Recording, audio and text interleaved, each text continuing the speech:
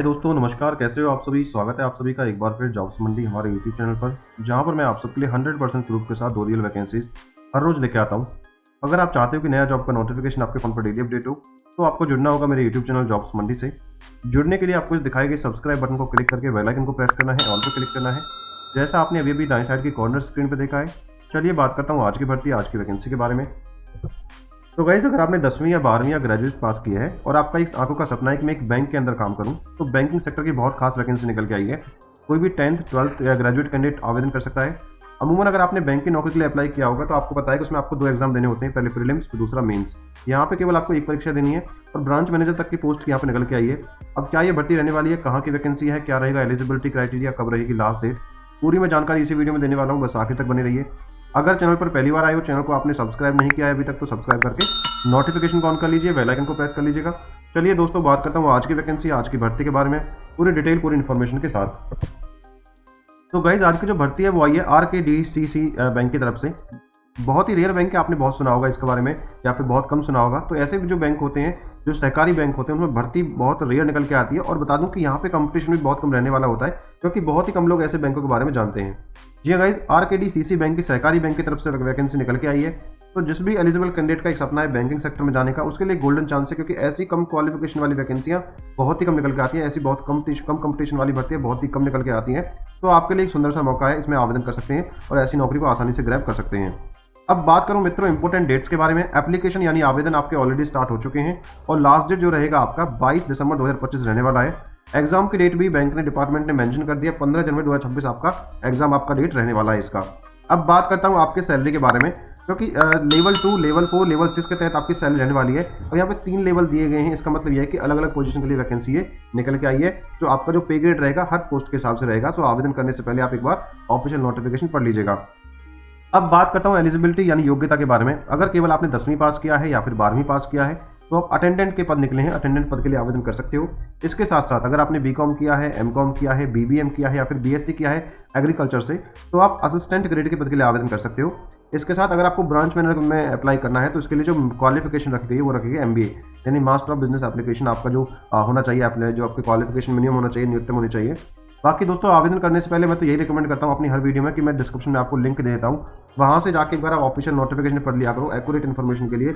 इससे होगा क्या कि अगर मुझसे कोई इन्फॉर्मेशन बाय मिस्टेक छूट भी जाएगी, तो आप अच्छे से पढ़ के वहाँ पे आवेदन कर सकते हैं बिना किसी मिस्टेक के। अब बात करता हूँ आयु सीमा के बारे में। 22 दिसंबर यानी लास्ट डेट को, अगर आपकी उम्र 18 से 35 साल के बीच में रहती है, तो आप आवेदन के योग्य माने जाएंगे, बिल्कुल आवेदन कर सकते हो। इसके साथ साथ आपको रिलैक्सेशन मिलने वाला है डिपार्टमेंट की तरफ से।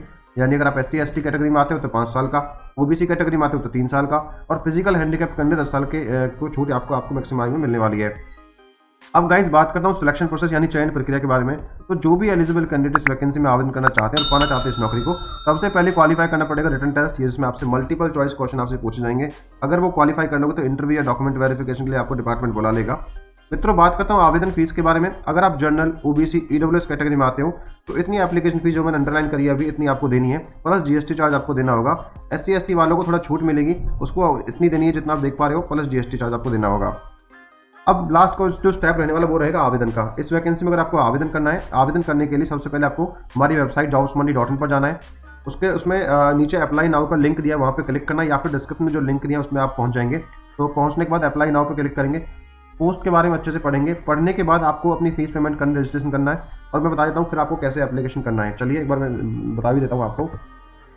तो जैसे ही आप अप्लाई नाउ पे क्लिक करोगे तो आपके सामने ये निकल के आ जाएगा पेज, और जो ऑफिशियल वेबसाइट का दिया हुआ है। RKC का मतलब है रायचूर कोपल district centre cooperative bank limited, जिसके अंदर ये वैकेंसी निकल के आई है। तो जैसे आप देख पा रहे हो, branch manager, assistant grade 1, attender, ये 3 पद निकल के आए हैं। ब्रांच मैनेजर के लिए 15 ओपनिंग्स हैं, असिस्टेंट ग्रेड के लिए 45 ओपनिंग है, और अटेंडर के लिए 10 ओपनिंग है। क्वालिफिकेशन भी यहाँ देखो मेंशन कर रखी है, डिग्री SSLC मतलब स्कूल जो 10वीं क्लास का जो होता है, school leaving certificate high school का। पोस्टेड भी देख कब से अब ये पोस्ट हुई है, 21 नवंबर को, यानी दो दिन पहले ही आपकी ये एप्लीकेशन पोस्ट हुई है, और लास्ट डेट भी यहाँ मेंशन कर रखा है। जस्ट सपोज आप अटेंडर पद के लिए आवेदन कर रहे हो, तो आप यहाँ पे अप्लाई ऑनलाइन पे क्लिक करोगे, अप्लाई के आप क्लिक करोगे। क्लिक करने के बाद आपको ये पेज खुल के आपके सामने आ जाएगा। एप्लीकेशन फॉर द अटेंडर आप देख भी पा रहे हो, सबसे ऊपर लिखा हुआ है। यहाँ पे आपको अपना मोबाइल नंबर डालना है, अगर रजिस्ट्रेशन नहीं किया तो रजिस्ट्रेशन कर लीजिएगा। यहाँ नंबर डालने के बाद अब यहाँ पे आप थोड़ा कंफ्यूज रहेंगे, non HK, non Hyderabad Karnataka और HK। अगर आप हैदराबाद या कर्नाटक से बिलोंग करते हो तो इस पर आपको क्लिक करना है। अगर हैदराबाद कर्नाटक से बिलोंग नहीं करते हो, किसी दूसरे स्टेट से बिलोंग करते हो, तो आप यहाँ पे क्लिक करके आवेदन आपको आगे करना है। जनरेट OPT पे करोगे तो आपका रजिस्ट्रेशन हो जाएगा। फॉर्म को अच्छे से भरना है, भरने के बाद ये सभी डॉक्यूमेंट्स आपको इसमें अटैच करने, जैसा आप देख पा रहे हो।